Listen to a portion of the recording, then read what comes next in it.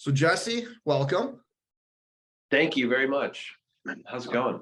It's good. It's good. Thank you for being here today. We were talking about you as you were coming on, but we're excited to have you here. Excited to have you share with us, some of what you've done and how you've gotten to the spot that you're at here in this business. You run a team of agents. You've got some expansion teams kind of around the country as well. You're doing a lot of really big things, and it's pretty impressive. I kind of want to give you the floor and let you talk about what you're doing a little bit here. Cool. Yeah. First of all, sorry for being a little bit late. I'm actually at a house that I'm shooting video for. I pretty much video is church. It's like the thing that matters above all else to me in this business. I guess other than like taking care of the clients once you have them. But yeah, so my name is Jesse Lynch. I apologize if I ramble. I have a lot of thoughts on all this, and I'm happy to talk more with people separately from this. But I almost have an overflowing cup of opinions and observations and stuff when it comes to video. But and not just video, but social media, branding, it all sort of ties in, personal brand, whatever. But yeah, I guess let me I'll try to give a breakdown of some things. But so my name is Jesse Lynch again. I run what I call it the hardest working real estate team in the game. We're called To the Twin Cities. I say that in every single video that I do. And I also do have four other teams around the country: Denver, Salt Lake City, San Diego, and Tennessee. But those are fundamentally refer partnerships, right? Because basically I realized that the thing that I can do in terms of video marketing, for lack of a better term, content marketing, personal, personality marketing, I guess is how I think of it. I realized that that's a very effective tool. And so I thought, well, let me see if I can work with some other people and sort of grow that outward, which I could. It's been awesome. And it's been great for those agents that I've teamed up with. At some point, though, I sort of personally run out of time. I'm very comfortable on camera at this point, but I've been doing it for almost exactly 3 years now. Again, like absolute clockwork. So I got started in real estate 3 years ago, literally a week before the world shut down. It was a little scary, but I also was pretty hell-bent on, I'm going, I was so sick of what I was doing before. I'm sure everybody knows this feeling. You're in some job, you don't like it, and you're like, okay, real estate. And if you acknowledge the opportunity that is real estate, you realize that it's pretty unbeatable, pretty untouchable in terms of opportunity, especially for somebody, who doesn't, I don't know, who doesn't have a 4-year degree or whatever. I think it's pretty tough to beat that, short of inventing something incredible. World shut down. I was pretty hell-bent on making my life cooler than it was. I knew I had some, ambition and wanted to do really cool stuff. Saw that potential. I guess to some degree, the world shutting down was almost a gift to me at the time because I had literally nothing else to do but make video. And so that's what I did. Just right off the bat, it was just let me just, I knew I was going to make video, didn't know exactly, to what extent. But before I was doing this, I was a photographer and filmmaker, which I know everybody's going to say well, maybe not everybody, but a lot of people are well, that's okay. Then, so it's not fair. You were doing that before this. So that's why it's going to be harder for me to do it. And okay, cool. But I learned everything that I learned about photography and videography on YouTube. I didn't go to school for it. I didn't have some, exceptional amount of money to acquire the gear. I acquired the gear over time. I got better and better and better and worked really hard at it. And the reality is I got good at it. And then when I got into real estate, I dumbed it down. I started using worse cameras, and not because I thought it was more authentic, but because it didn't matter. It didn't matter that I was using my $6,000 camera rig when I was shooting a neighborhood tour, because frankly, that made it harder. And I thought, well, if there's a bunch of friction for me to do this, I'm going to do it less often. And in the hierarchy of content, which I don't like that word, but in the hierarchy of importance, doing it is the number one thing, right? Like getting the video shot and releasing it is way more important, and on like considerably higher up on that hierarchy than, you know, it looking like a Hollywood movie, or it looking like even like a high level YouTuber. Early on, it was like, let's just, you know, I used a GoPro because I realized like, okay, the GoPro makes things easy.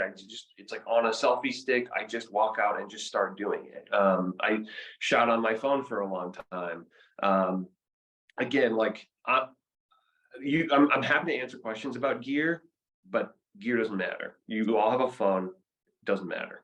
And that's something I want to touch on too. It's just your gear doesn't matter. I've never used an expensive camera. I don't have a big following or anything like that, but like the phones that we have, especially if you have an iPhone, these things shoot in 4K. You turn on that cinematic mode and it is unbelievable. The front facing camera has an unbelievable cinematic mode.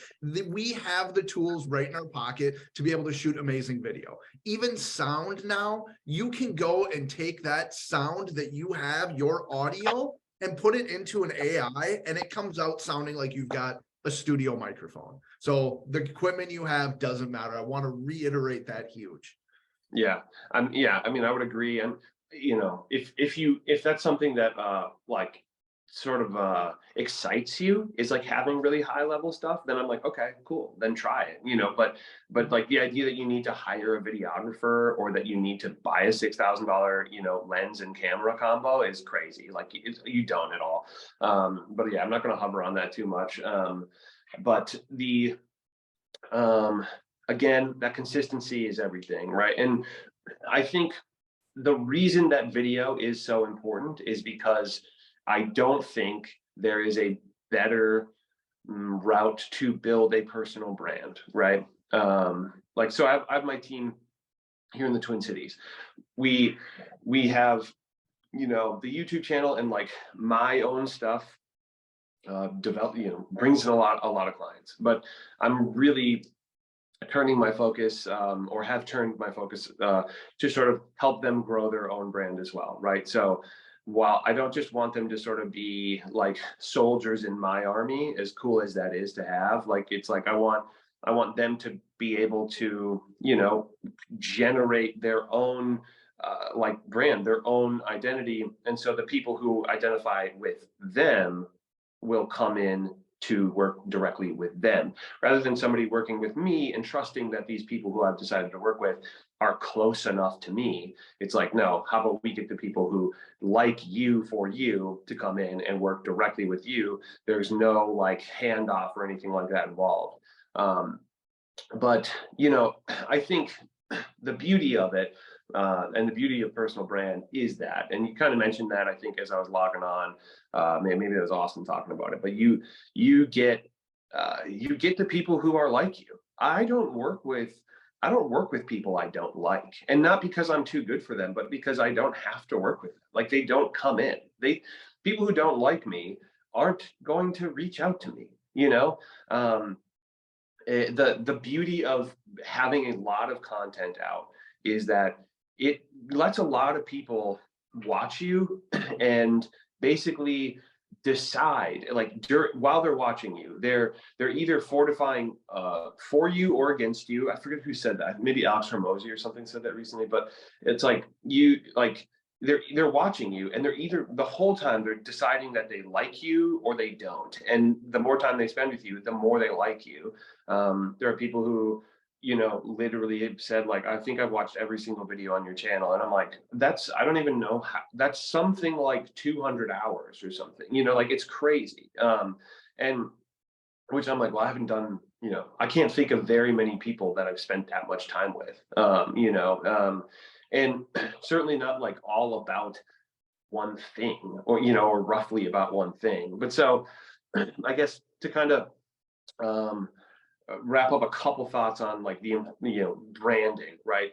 I'm a big fan of branding. I find it very interesting. Um, they like, and that's, I think, like something that before I was doing this, again, I was a photographer and videographer, and I was also playing in a band for like 10 years. So I was playing in like a weird hardcore band, okay, for 10 years. Yeah, and you like, what I realized pretty early on is branding a hardcore band is so much harder. And I guess we weren't hardcore, whatever. Branding an indie band that is so much harder than branding as a real estate agent. Because to be successful in music, you need like literally tens of thousands of people to know who you are, right? And you need, and to have a good show, I mean, 100 people, right, need to show up on a Friday or Saturday night. They need to give you, 4 hours of their time on a valuable night like a Friday. Come to your show, and that is so much harder than finding. I mean, 10 people a year you can make a living in real estate. That's pretty wild. 10 people a year would be an abysmal band, right? It would be not even close to enough attention. But 10 people in real estate, 10 closings a year, that's like, hey, good for you. You're out there doing it, and you'll probably continue to grow that. And so that's like, that sort of occurred to me early on, like, okay, well, this should be pretty doable. Obviously, it's a little different. They're trusting you with a big transaction, but it's still like the transaction is that you can show that you're good at that, or that you'll be able to take care of them in that regard. Getting somebody to show up to a show is different, right? It's like, I don't know, we'll see how this goes. And sorry, this light keeps changing on me. You'd think I'm a video guy. But like, I think ultimately, just that, your ability to attract anybody to pay attention to you, is it's really not as crazy as you'd think, right? People are very obsessed with like metrics. You look at people who do really well on social media, and you think, oh, I got to be that. But to do well in real estate, it's not even close. On Instagram, so okay, in the last 3 years, we've done fundamentally all through social media and YouTube and video. Okay, we've done like 150 transactions, maybe more at this point, but and like, I mean, maybe like, without like, maybe 5 withstanding have been from elsewhere. Okay, and but so I forget where I was going with that. Anyway, that was just, I guess, just a brag, but that wasn't what I was trying to do. So Jesse, one thing, I mean, that I guess I'm, hearing from this and picking up from it too, is that, you can't expect every video to crush and to, bring people in, and that, one video that touches somebody is better than, 50 videos that touches nobody, type of thing. And that, having that a little bit of like an avatar, essentially, like who that video is for, having a specific video for a specific person is an important thing to do. Yeah. Would you agree with that? Sort of.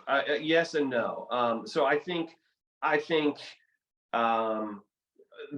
like, mostly that's true, right? Obviously, one person seeing one video is better than nobody seeing 50 videos. But I would say, try to make 50 videos, right? I would say like, the goal should be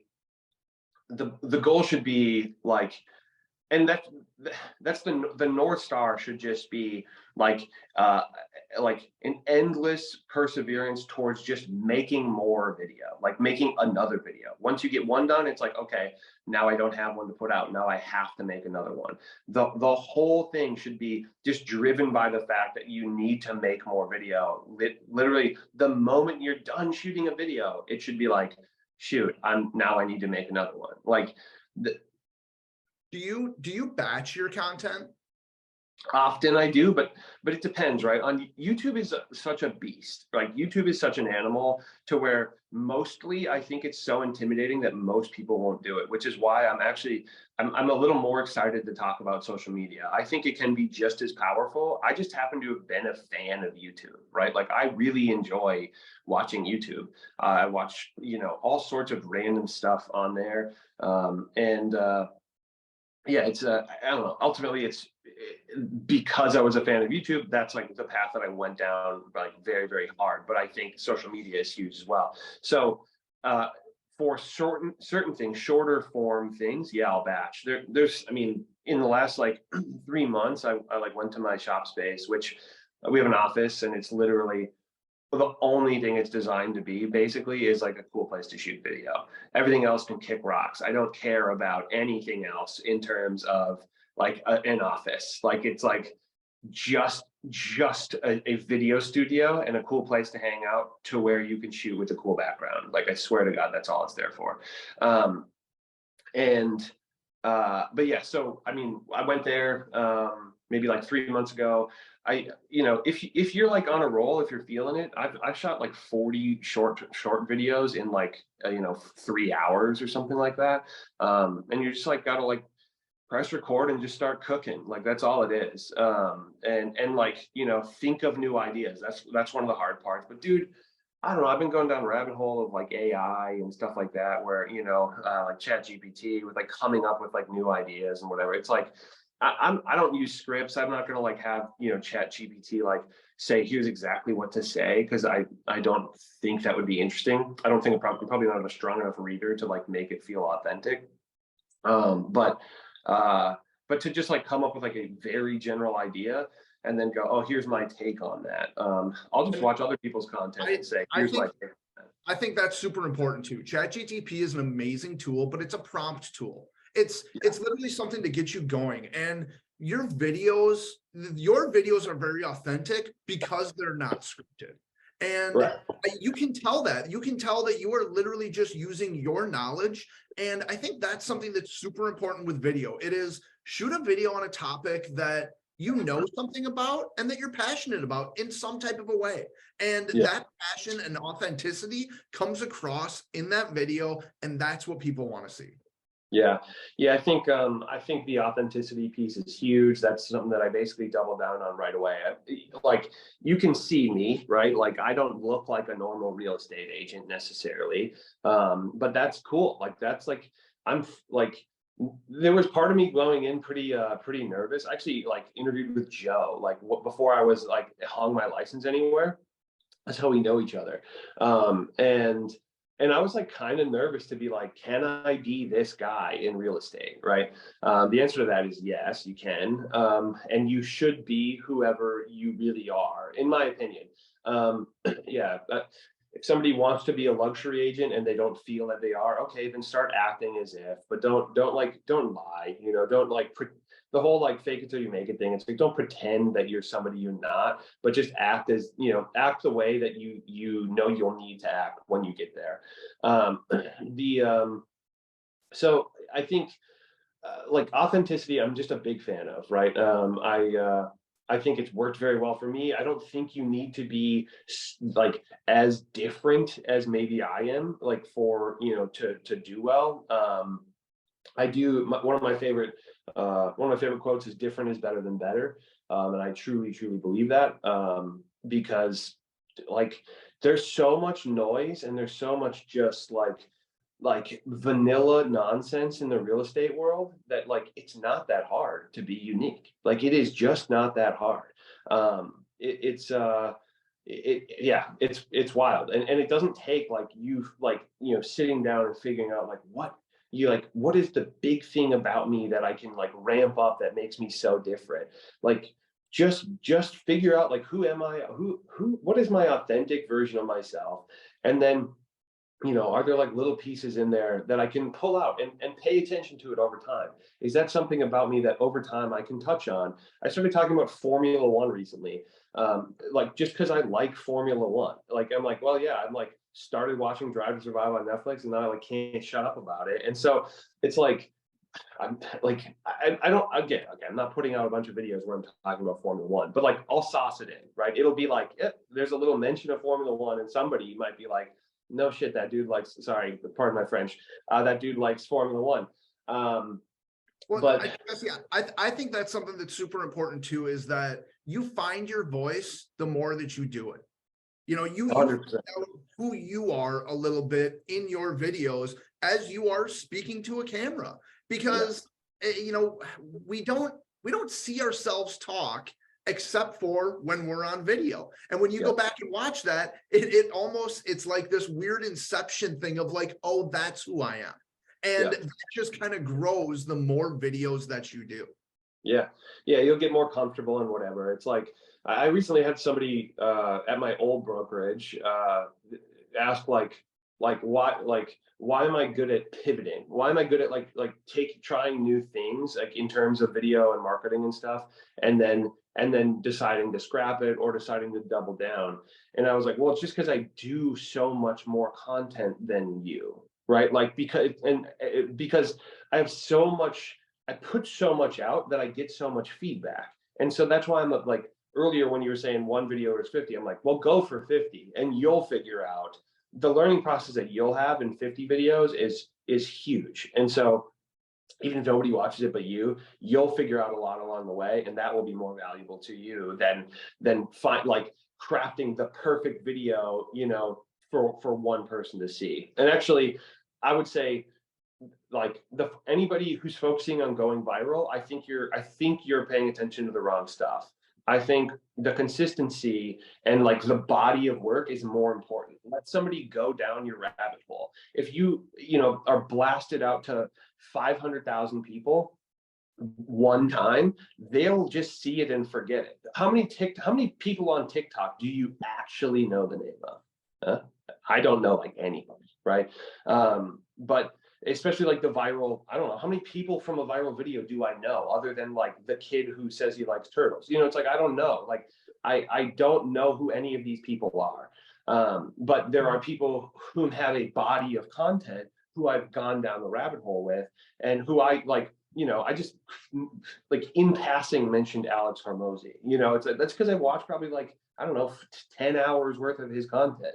You know, whatever. There's all these people who are putting out an immense amount of work, and I think that's really important. I think a couple things that people get wrong about branding.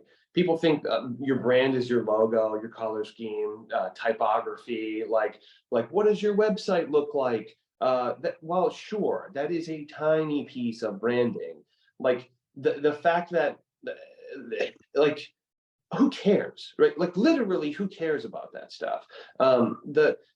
Your brand. A bunch of people have said this. I think Jeff Bezos said this. Like your brand is what people say when you're not about your brand when you're not in the room.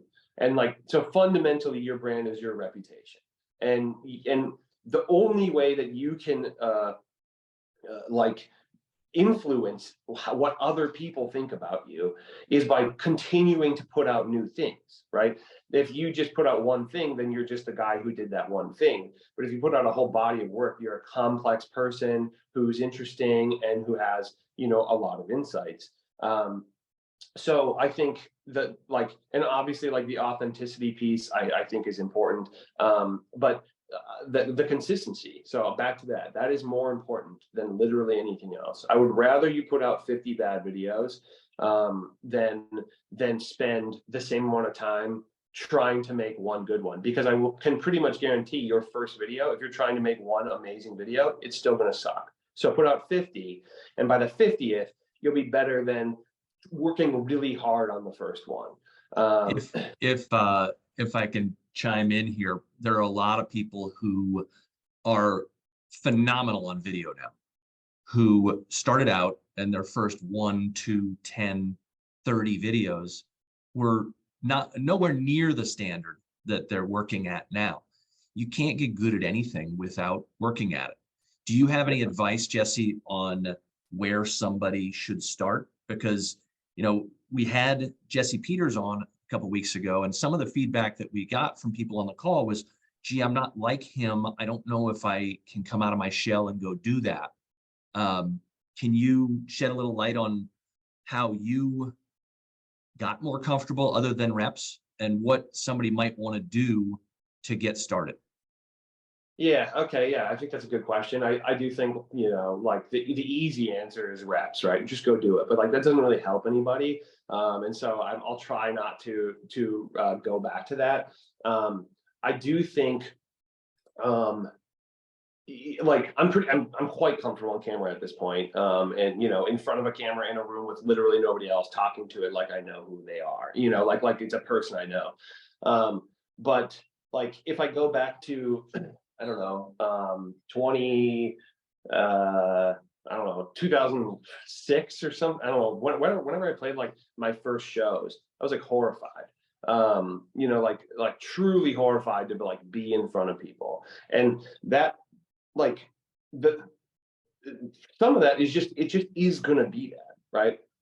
Like I don't think there's a way to like just not feel a little bit weird in like a novel situation, but so you like one of the things I think will help is to, I mean, sort of try to, I don't know if I want to say like model somebody, but that's not a bad way to start, right? Like just start going like, okay, I like how they do it. Like, let me like sort of begin to, if you're too good at ripping somebody off, it'll be obvious, right? So like don't do that. Like, but if you're that good at that, well then it shouldn't be that hard to sort of like turn into yourself. But I think, like if you, a couple things, that will make you feel normal is one, obviously looking at the camera, although there's an AI now that will let you look at a script and it'll change your eyes to look at the lens, which honestly, like, that's weird. I don't like,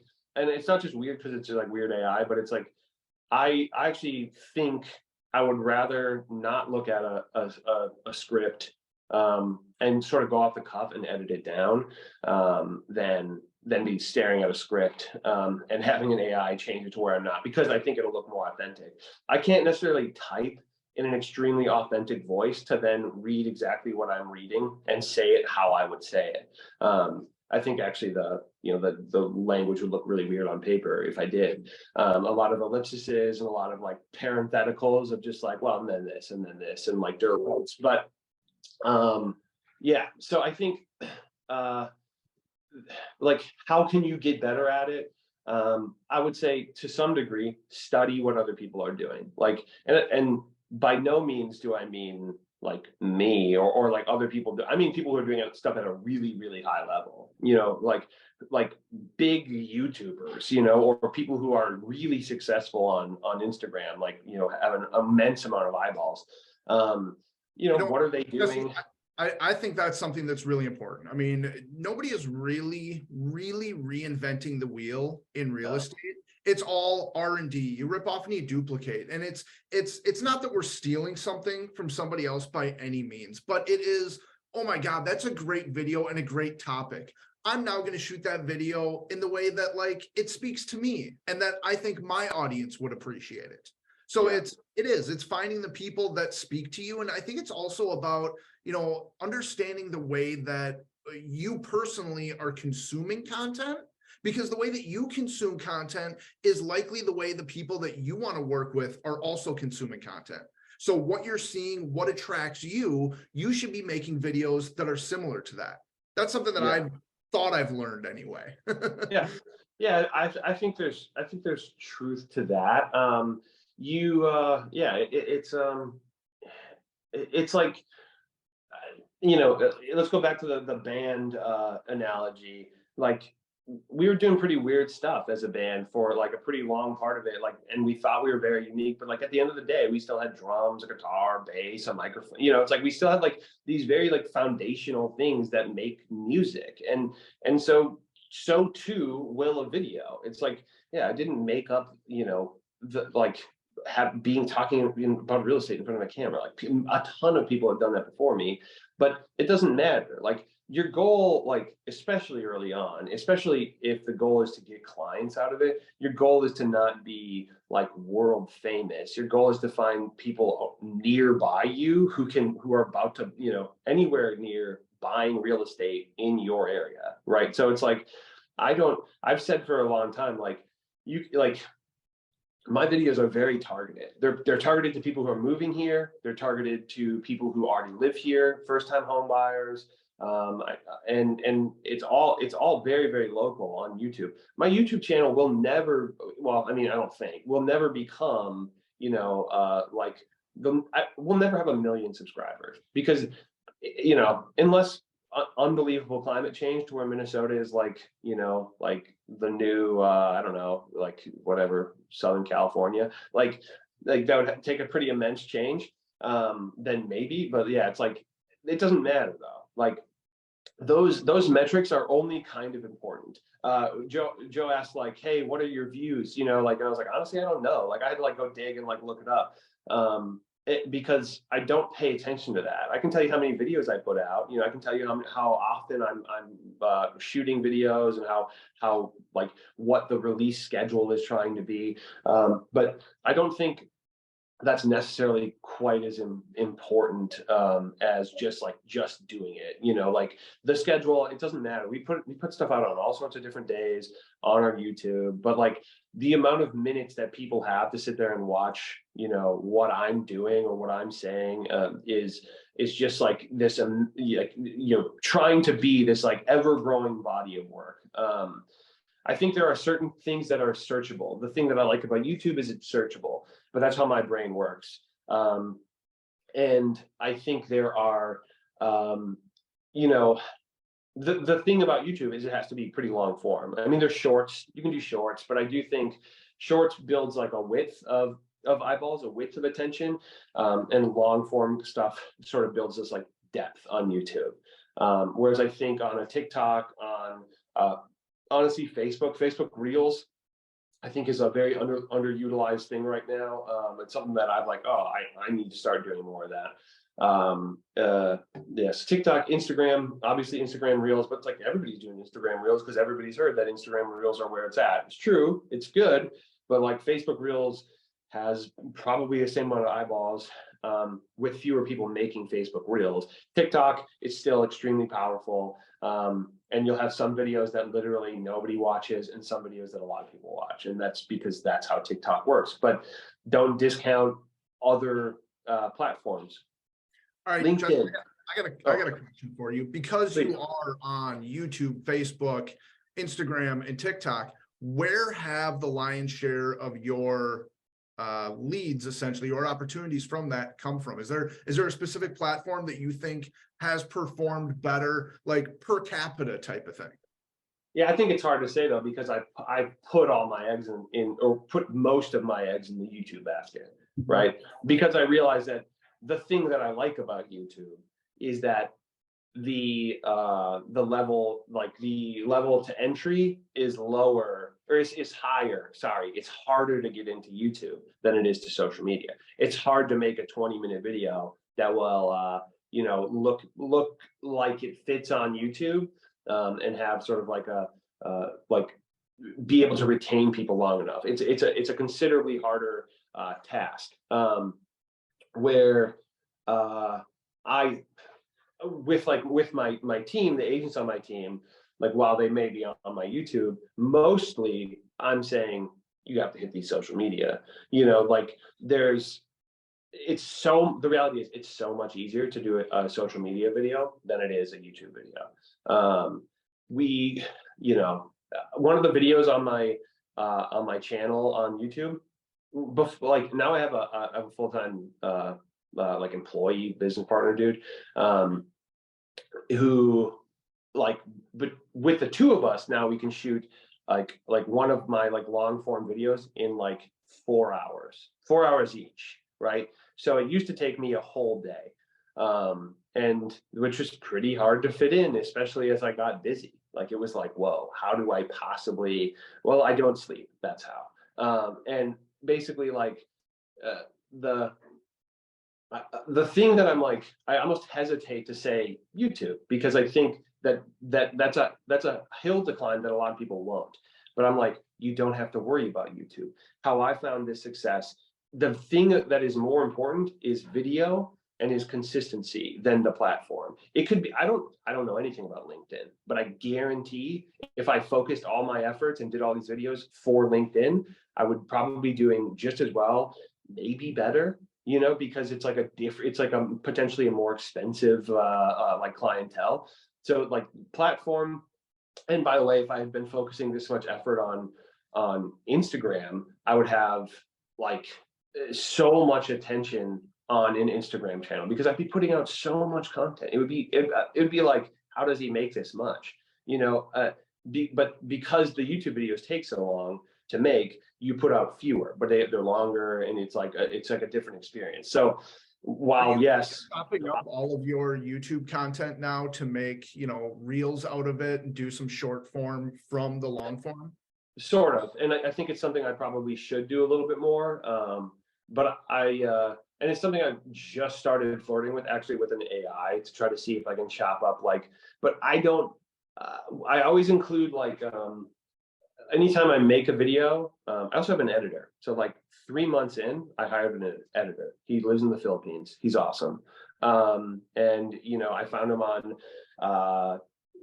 onlinejobs.ph. If anybody's looking for a virtual assistant of any kind, onlinejobs.ph, ph as in Philippines. They're sick. No, I can't share his contact because he's full-time employed for me. But I can, yeah, it's okay. Yeah.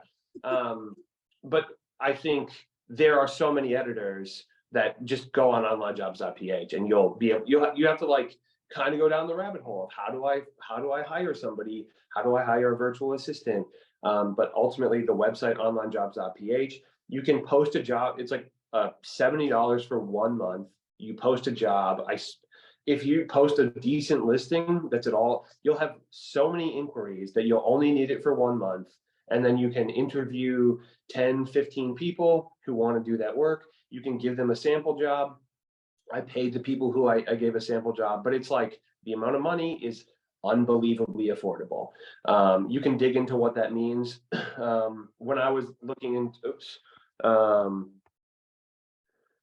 sorry. Yeah, I've got a local person that edits a lot of my videos, and for some context for you guys, he charges $80 an hour to edit. So a typical YouTube video and I'm not doing a ton of YouTube by any means. I just got to 100 subscribers and I thought that was pretty great. But typically for me, it takes him 2 to 3 hours to do the full editing per video. So for some context on the online job situation, not trying to take anybody's job here in Minnesota, I think that, I have a full-time employee here, right? So it's he's American, he lives in Minnesota. I have to pay him American wages. But the editor, really early on, I didn't have the money to pay somebody to edit, but I also didn't have the time to shoot for 8 hours a day and then edit it, right? It was whoa, this is going to be, it's going to be very hard to keep up with. For when I was looking into the online jobs thing and the Filipino virtual assistant thing, there's a lot of reasons why they're awesome. Maybe that's a whole other video, but it's I think the median wage of a doctor in the Philippines is $800 a month full time.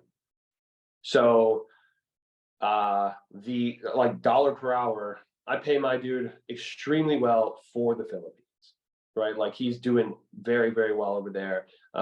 He's thrilled to be, to have me. I also give him a lot of stuff to edit, but he's a full-time employee. The beauty of that is that it's not well, okay, if I shoot this video, then it's going to cost me this much to edit it. It's no, you have this person that you're paying, whether you make videos or not. So you better make some videos so this person you're paying has some stuff to edit. Right. And that there's something sort of inspiring, or it was a push behind me of just look, this dude's you're paying this dude whether you make content or not, you better make some stuff.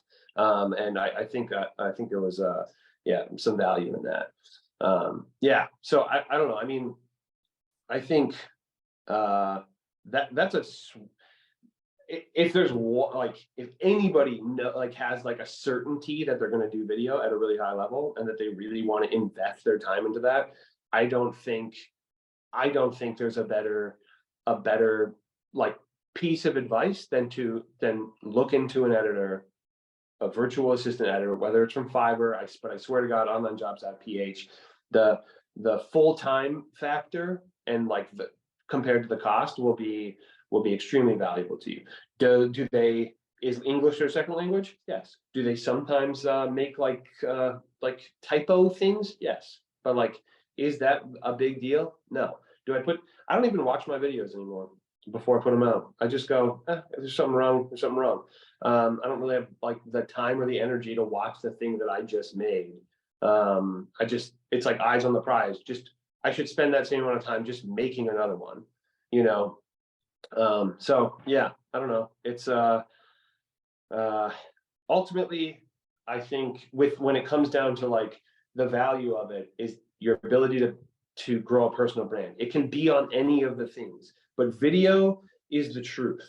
Like people will identify with you on video in a way that is untouchable, right? And I think of social media very, very simply, even if it's just a photo. I think of it as a business card that you're handing somebody every single day. Every time you post, you're handing the people who are looking at you a business card that they've already agreed to be handed by you, right? So it's not some like weird, like, hey, here's a card, person I don't know. It's like, hey, person I know, just a reminder, I do real estate. And yeah, don't look into it any more than that. It's like literally that simple. Austin, you got a question? I do. So I've noticed that a number of your videos, Jesse, are pretty long, over an hour. Do you track watch time? And is that something that you're trying to cultivate by creating long videos? Sort of, but not. So yes, I sort of pay attention to watch time. I sort of pay attention to analytics, but only kind of and occasionally. There are a lot of things that I do that I don't pay attention to it with because I am confident in it. I'm like, I know that those are really valuable to people, whether or not they're watched by an immense amount of people. The feedback, again, I put so much out that I get a lot of feedback from those analytics, but also from like comments and from clients who are like, that was extremely helpful to me, right? Or that's how I found you. If you're putting out one video a week, you're going to not have that much feedback, and you're going to feel like you're just like, like in the wind, and you're like, I don't know, I'm just putting stuff out every now and then. But so length, I'm on YouTube. I think a longer video is better than a really short video, but there's probably diminishing returns. The goal is to be interesting, right? And helpful.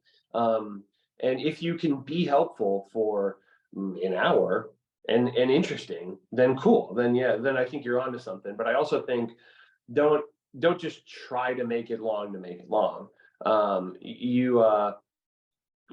Early on, I was like, well, I don't know, maybe 5 minutes is the goal, right?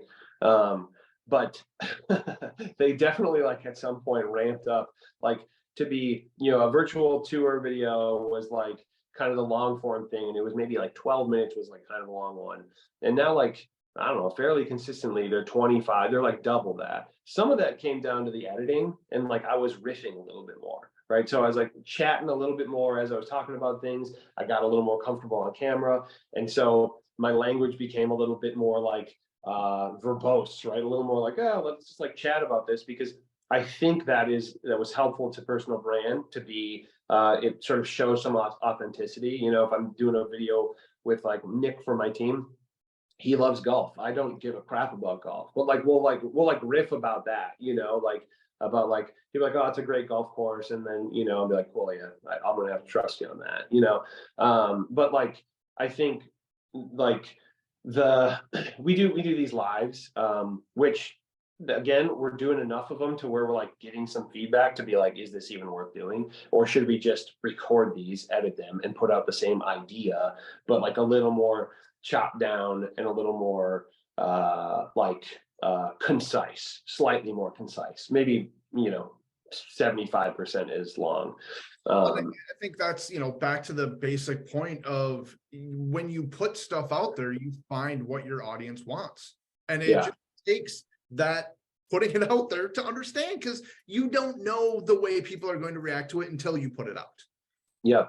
And frankly, like, you need to also have like a blind, you have to like be just like almost like an agreed upon, like, I'm not going to obsess over these analytics, right? I'm not going to, early on, it's like, you can, okay, I think this might be fun. I just started like my own personal YouTube channel. It's just my name, Jesse Lynch. There's like 23 followers who are literally from like when I had it like a while ago, right? Like, I had this channel, I don't remember, it was like a music project of some sort. And I sort of just like co-opted it because it was like, I already have too many accounts. So let me just co-opt that, turn it into my personal thing. Like literally nobody is watching it right now. And that's fine. I'm so okay with that, because I trust the process. I trust that if I just continue to put this stuff out, eventually I'll have this backlog of stuff that people will go, oh, this dude's consistently been putting things out, and now I can go down that rabbit hole. The video that I put out 2 days ago, it's actually more focused towards real estate agents, so literally it might be actually valuable to some of y'all, but it's like why is real estate the coolest opportunity, basically, which spoiler, it's basically because it's limitless, right? It's up to you.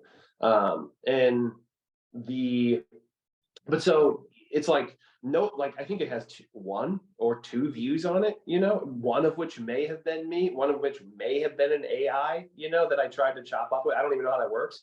But so it's, but like, I trust that I'm going to put that out now. And in, I don't know, a year, when I have 50 videos on that channel and there's like a little bit more eyeballs, that video will continue to grow, right? People will continue to watch that because they can go down the rabbit hole, which I think is true of an Instagram too. It's like, if you continuously put things out, even if nobody's looking at it now, it will still provide value on the long tail of people sort of like scrolling down your page to say, like, is this person legit? Are they consistent? Because, that, like, if you look at somebody's page and they have 8 posts, you're like, probably a bot, like, but if they have 350 posts over the last 5 years, you're like, oh, that would be one very tenacious bot, and I don't think that really exists. So that, like, to the proof of concept, the proof of like that you've been doing it,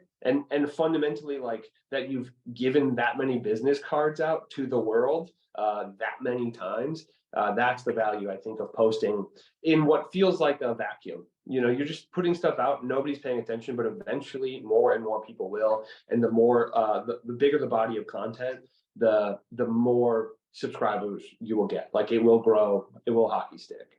And I can definitely say, for me, that has been my biggest struggle. I love instant gratification. And that is something that with all social media, you don't get instant gratification. It is rare that somebody sees one video and they're like, oh my God, that's the person I want to work with. It's the massive videos like you're talking about, that they see that video and they're like, oh, that's interesting. I wonder what else this guy has. And now they click into it, and now they're seeing that other stuff.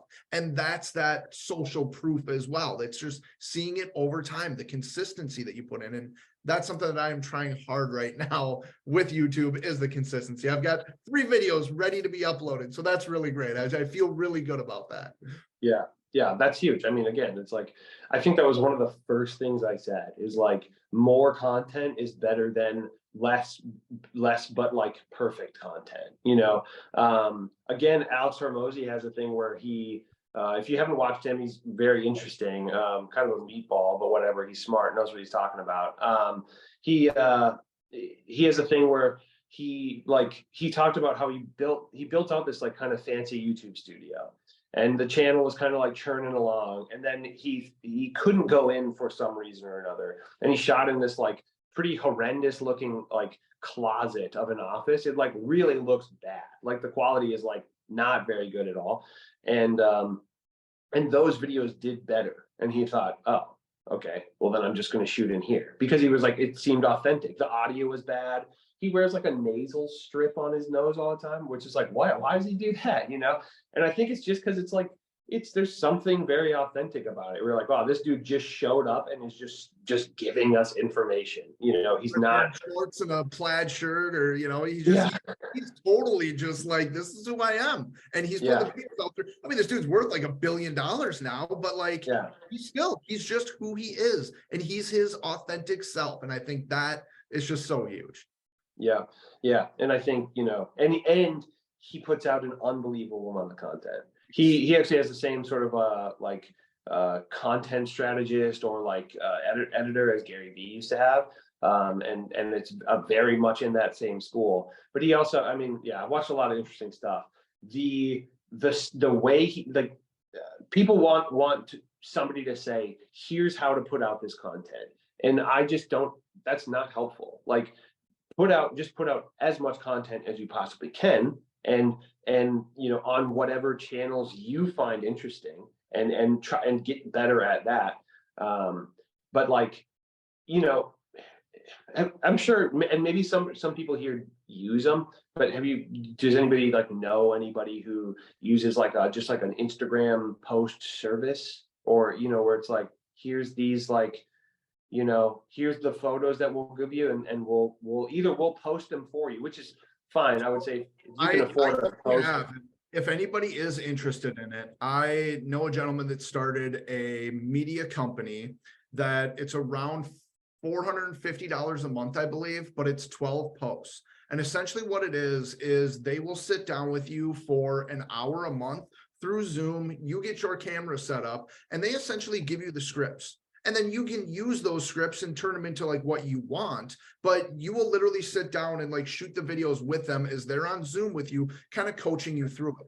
And if you're just looking to get started in social media and get comfortable in front of the camera and have content that has a hook and is clickable type of thing, it's a really good route to go.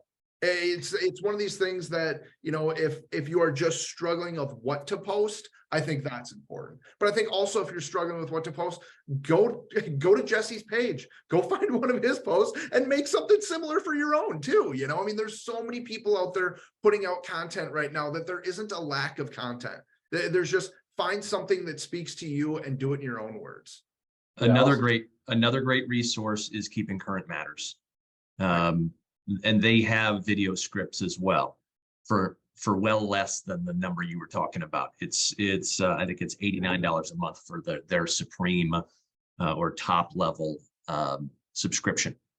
So Jesse, thank you so much for everything today. It sounds like we could have done this for hours. Yeah, seriously.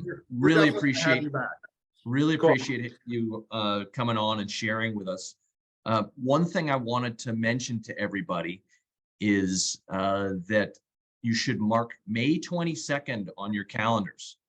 Monday, May 22nd, we are going to have an event. Joe and I are working on it right now, and we're going to have some amazing guests from around the country and from Canada to help us with growing our business in a number of different fashions. It's not just video, it's not just social. There'll be some tactical and great networking as well. So May 22nd, please put it on your calendars. Gonna be an amazing one. You guys, seriously, this is gonna be the biggest thing we've ever put on. So I am really excited about it. We will definitely get more information out to everybody here over the coming weeks and that type of thing. We're just trying to get the details dialed in at the moment. But Jesse, thank you, dude. We're gonna have to do this many more times. You've got so much value in what you're doing and what you've learned. I want everybody to be able to benefit from that. Cool. Yeah, I appreciate it. Thank you guys for having me. And I can't shut up about this stuff. So I'd love to be back. Awesome. Well, thank you guys. We will see you all in a couple of weeks. Thanks, everybody. Bye all.